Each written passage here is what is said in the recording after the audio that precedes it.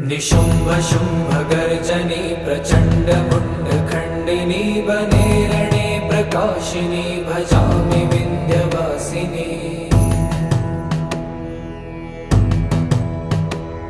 त्रिशूलमुण्डधारिणी धराविघातहारिणी गृहे गृहे निवासिनी भजामि विन्ध्यवासिनी।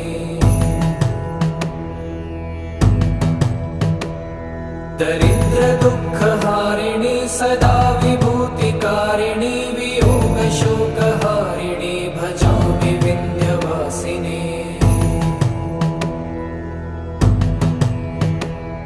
लसत्सुलोल